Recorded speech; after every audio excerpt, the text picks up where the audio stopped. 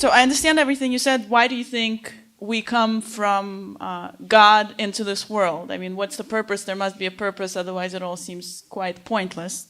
Because if the point is you come from there and then you like travel and you go back, and the way to be happy is to get back, so why did you leave to begin with? What's the point of it all? That's a question that is, all pervading. Everybody asks that. 15 days ago, I was in Stanford speaking on science and spirituality. The same very question was almost the first to come up. It's natural when you see all this maze around, you wonder, why are you here? Well,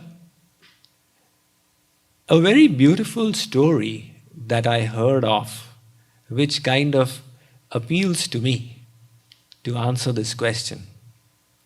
There was a billionaire. This billionaire had a 15-year-old son. One day, the father was out of the office and the son was scavenging the office when he came across a newspaper, which was 15-year-old edition. And there was an article there, billionaire adopts orphan child. That boy was shocked. Does this refer to me? There's my father's name and the age, date matches. When his father returned, he asked him, "Father, is this article correct?" The father said, "Yes, it is." He was downfallen. The son said, "Father, I am not your child." "No, my son, I adopted you." "Why did you do that?"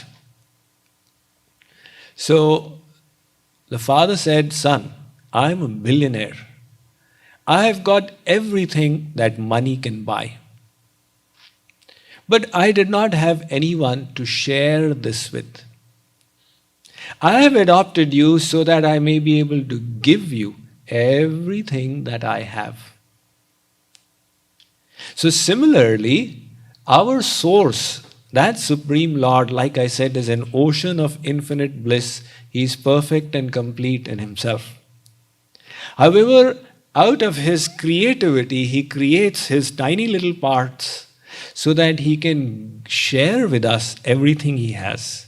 His divine knowledge, His divine bliss, His divine love.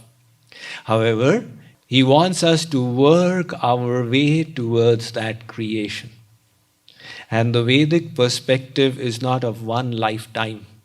It says it's a journey that did not begin upon birth.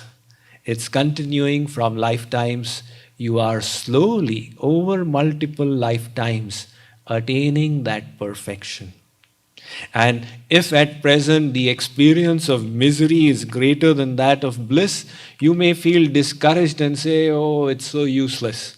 But if you could know the whole design and what you would get at the end of it, you'd say, "Oh, so wonderful, so amazing. One day I will have that infinite love, bliss of God." Okay?